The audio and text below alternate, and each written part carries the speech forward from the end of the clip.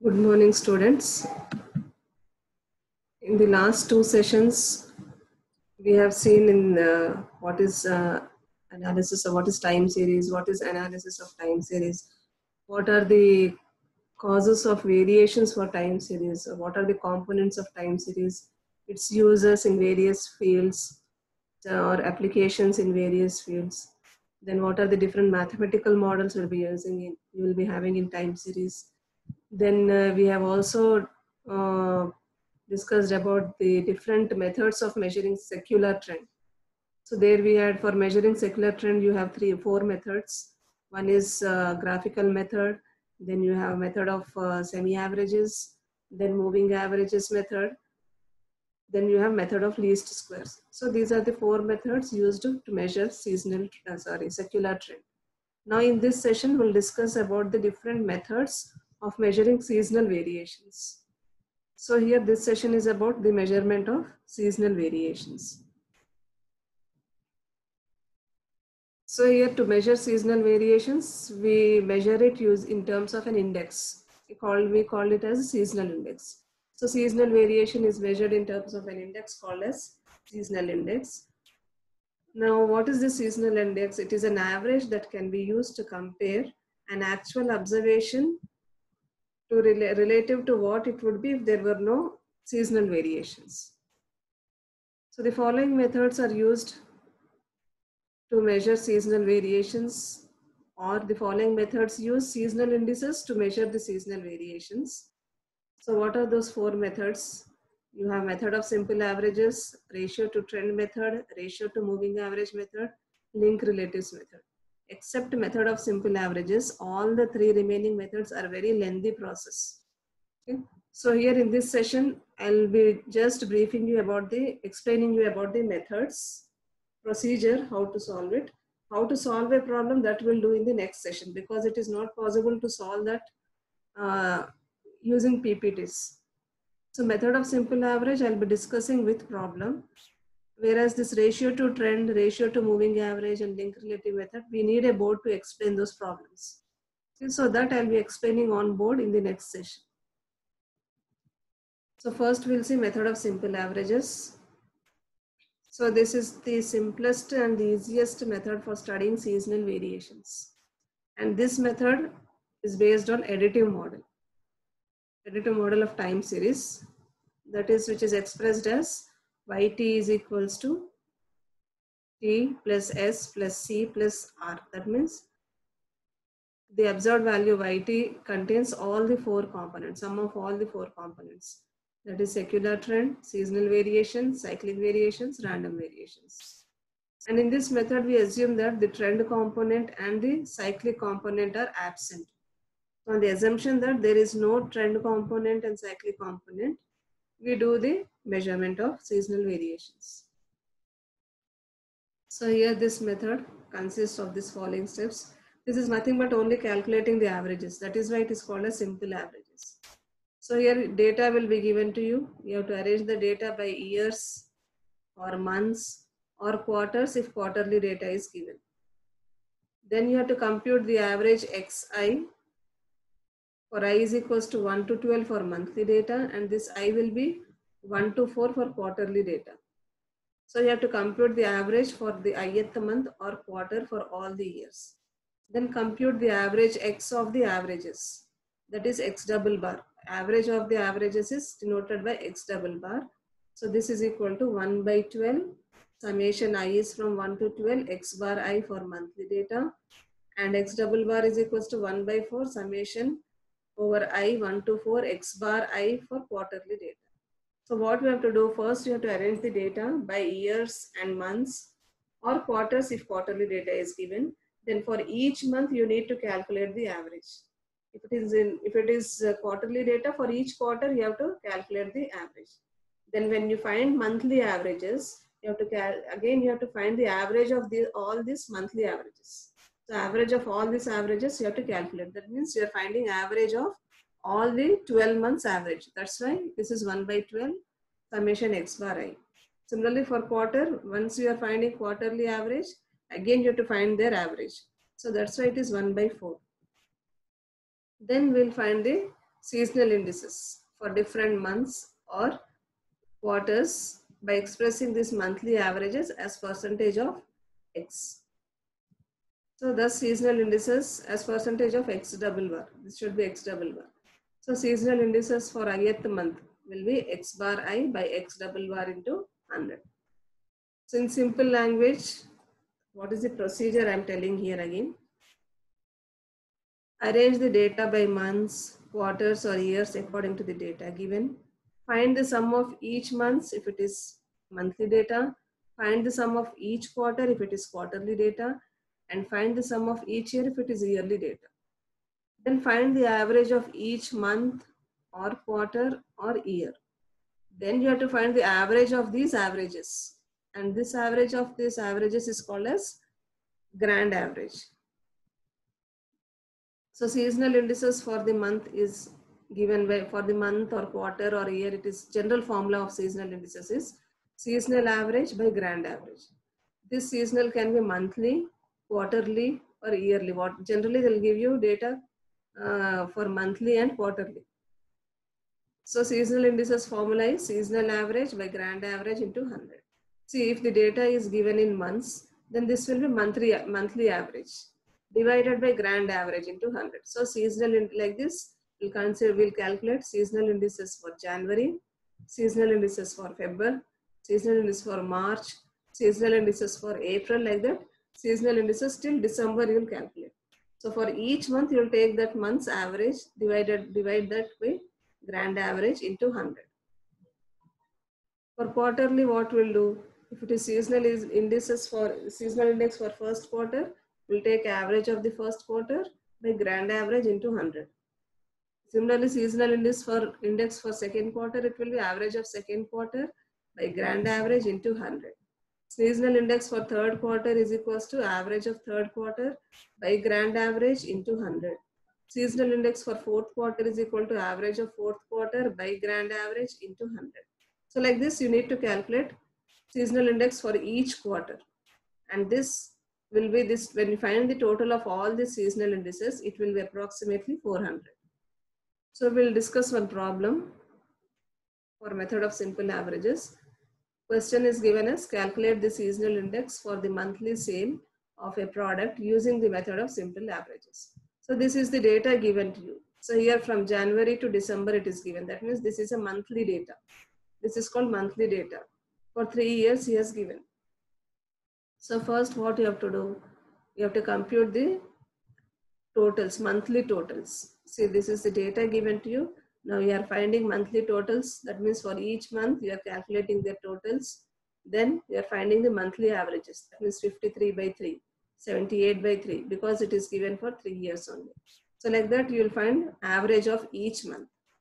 After finding average of, so this is the solution. See, seasonal indices for January is equals to monthly average for Jan by grand average into 100. Like that you have calculated seasonal, you have to calculate seasonal index for Feb, seasonal index for March. So to calculate that, you have to find, you have calculated average of each month. Again, you have to find average of all these averages. That means all these 12 values average you should get. How to get that? You should add all these average, monthly average values and divide by 12. So here, that addition, when I am adding all these averages, this 17.67, 26, 24, 26, 23.33 plus 32.33 plus 33.33 plus 28 plus 33.33 plus 38.33 plus 35.67 plus 37.67. When I'm adding this, I'm getting 355.582. Now I should get average, means I should divide this with 12. So I'll get grand average. So grand average here I'm getting 29.63. Now we have to calculate the seasonal indices for each month. So seasonal indices for seasonal index for Jan will be, what is its monthly average? January monthly average is 17.67. So 17.67 divided by grand average is 29.363. This should be 63 into 100. So this one is seasonal index for Jan. Similarly, seasonal index for Feb. So like this, we'll get seasonal indices for all the 12 months.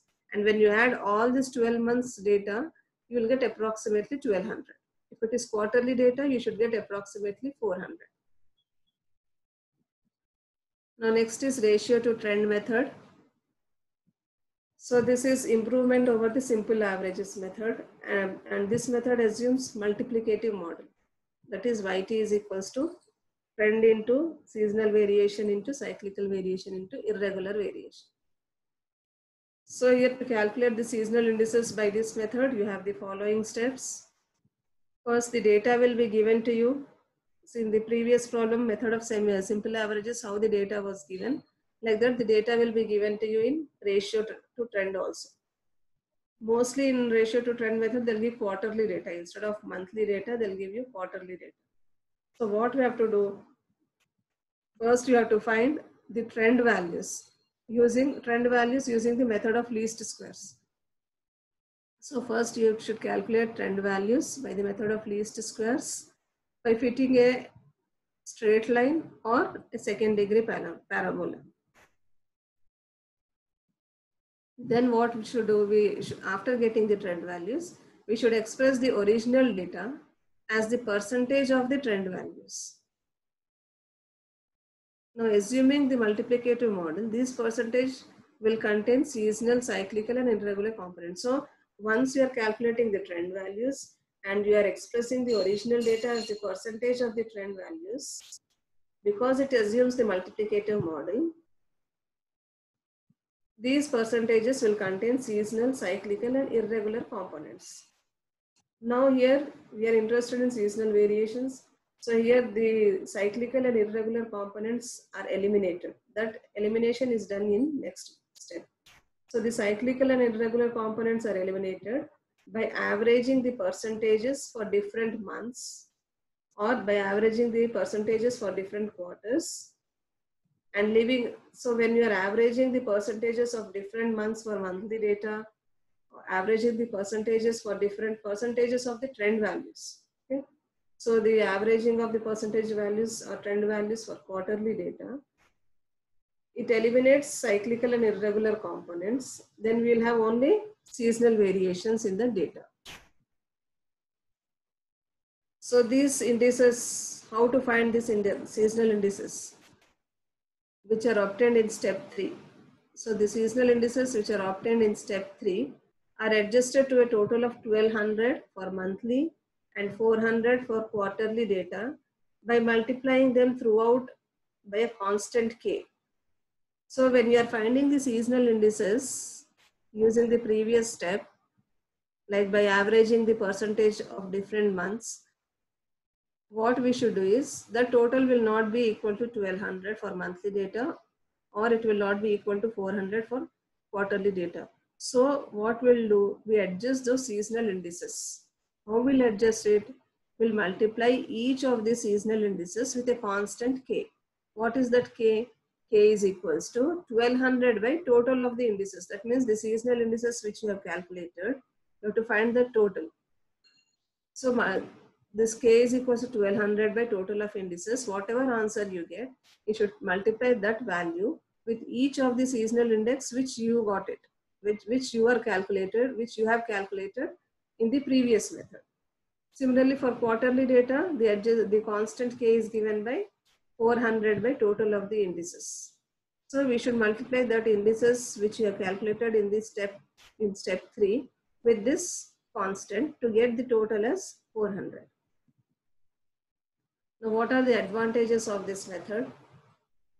It is easy to compute and easy to understand, but it is little bit lengthy procedure.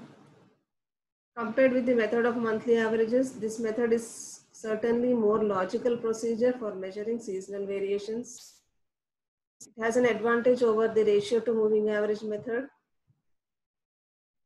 In what way it is advantageous over the ratio to moving average method is, in this method we obtain the ratio to trend values for each period for which the data are available. That means for each year, for each month or for each quarter, we are finding the trend values. Whereas it is not possible in ratio to moving average method. In ratio to moving average method also, moving average means what? First value will be leaving. We will not get any value for the first observation. So there will be omitting some values. But here We'll be calculating trend values for each period. So that is the main advantage of this method over ratio to moving average method. The main disadvantage of the ratio to trend method is that if there are cyclical swings in the series, the trend, whether a straight line or a curve, can never follow the actual data as closely as a 12-monthly moving average does. So a seasonal index computed by the ratio to moving average method may be less biased than the one calculated by ratio to trend method. So third method is ratio to moving average method. So this ratio to moving average method is also known as percentage of moving average method and is the most widely used method of measuring seasonal variations. So the steps necessary for determining seasonal variations are as follows. Here, if the monthly data is given to you, how many months will be there? You will be having 12 months. So you have to calculate centered 12 monthly average. In trend, in secular trend, in methods of measuring secular trend, you had only moving average method. Here you have ratio to moving average method. In moving average method, you had 3 yearly moving average, 4 yearly moving average like that. But here in ratio to moving average, the data will be given to you for 12 months or for 4 quarters. So if it is given for 12 months, you need to calculate 12 monthly moving average. If it is given for 4 quarters, you have to calculate 4 quarters moving average. Okay. So when we are calculating the moving averages, what it will do, it will eliminate seasonal and irregular variations. So once you are calculating the moving averages, it will eliminate the seasonal and irregular variations, and you will be having only trend and cyclical variations. So after finding moving average, what we should do? Express the original data as the percentage of the centered moving average values. The seasonal indices are now obtained by eliminating the irregular components also by averaging these percentages. Which percentages? The percentages which are expressed in terms of centered moving average values. Now here also, then the seasonal indices are obtained by eliminating the irregular components by averaging these percentages using arithmetic mean or median. So once you get the seasonal indices in this step, you should check its total, sum of all the seasonal indices. If it is monthly data, so the sum the seasonal indices which you have obtained in this third step should be equal to 1200.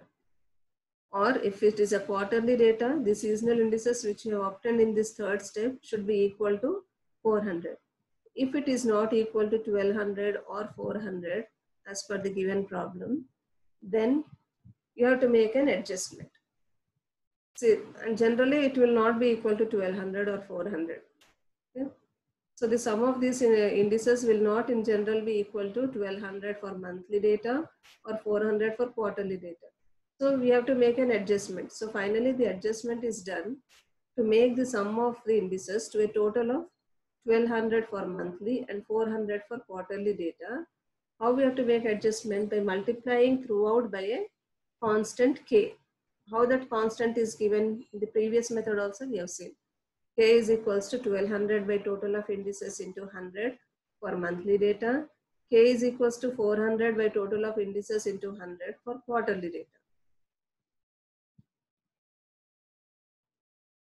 Then you will be getting the total as equal to 1200 for monthly data and 400 for quarterly data. Now these are some of the advantages and disadvantages of ratio to moving average method. Advantages is, of all the methods of measuring seasonal variations, the ratio to moving average method is the most satisfactory, flexible, and widely used method. Second one is the fluctuations of indices based on ratio to moving average method is less than based on the other methods. The main disadvantage of this method is this method does not completely utilize the data. For example, in case of 12 monthly data, what we'll do? First 12 months will calculate, then first month will leave, Then we'll calculate from second month onwards the average. Then first 2 months will we leave. Then from third month onwards, we'll calculate the average. So we are not covering all the months in the calculation. So it does not completely utilize the data. Then last method you have is link relatives method. Now what is this link relatives method? It is very lengthy process. So this method is slightly more complicated than other methods. It is also known as Pearson's method. So it has the following steps. First step, what we have to do. We have discussed this link relative in chain relatives also. Okay, that is what here we'll be calculating. So the link relatives for each period are calculated by using the below formula. That means for each year or for each month or each quarter, you have to calculate the link relatives. How will calculate link relative? Link relative for any period is that year's value, that is current period's figure, divided by previous year's value, that is previous period's figure, into 100. So for each quarter, we will calculate link relative using this formula, current year value divided by previous year value into 100. Then calculate the average of the link relatives for each period for all the years using mean or median. Generally, we'll be using mean only. So once you get link relatives, find the average of this link relatives for each period. Now convert this average link relatives into chain relatives on the basis of the first season. So how will convert this link relatives into chain relative? This is the formula you have. Chain relative for any period is average link relative of that period into chain relative of the previous period divided by 100. So for that's why, because we are finding for calculating chain relative, you should know chain relative of the previous period also. Because of that, always the chain relative for first period is assumed to be 100. Because for the first year, we cannot find the chain relative. We will not have any previous value. So for the first observation, the chain relative is always equal to 100.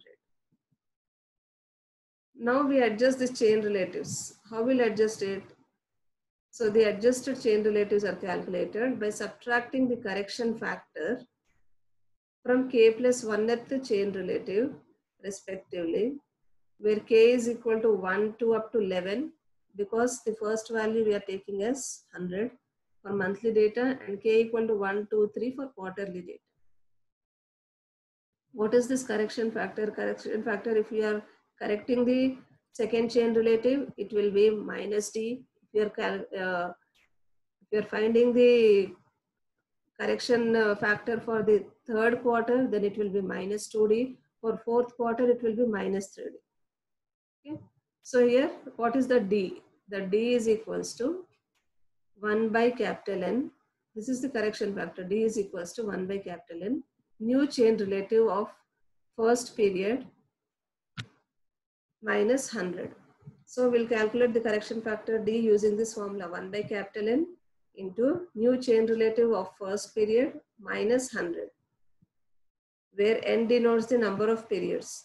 That is, N is equals to 12 for monthly data, N equal to 4 for quarterly data.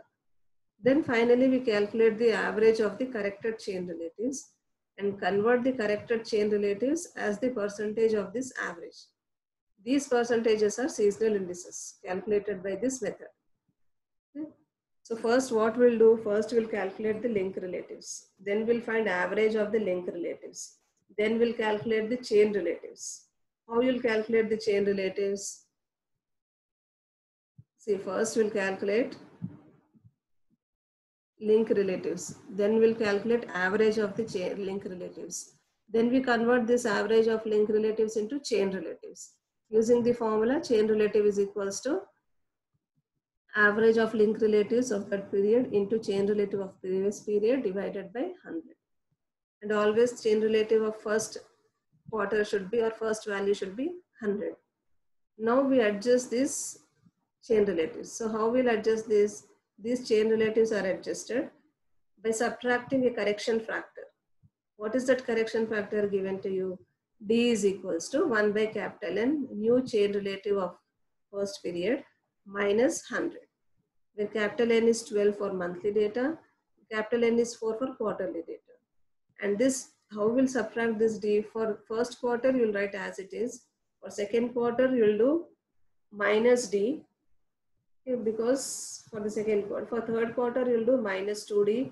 For fourth quarter, you'll do minus 3D. So while solving a problem, I'll tell you how to do that calculations. Then after adjusting the chain relatives, that is by subtracting them with correction factor, we'll calculate the average of this corrected chain relatives. And then convert this average of the corrected chain relatives as the percentages of these averages. So these percentages are the seasonal indices obtained by this method. So advantages as compared to method of moving average, the ring relative method uses the data more. That means it covers all the values of the data. Disadvantages, the link relative methods needs extensive calculations compared to the other methods, and it is not as simple method as moving average. The second disadvantage is the average of link relatives contains both trend and cyclical components. And to eliminate this trend and cyclical components, we are applying the correction. Thank you.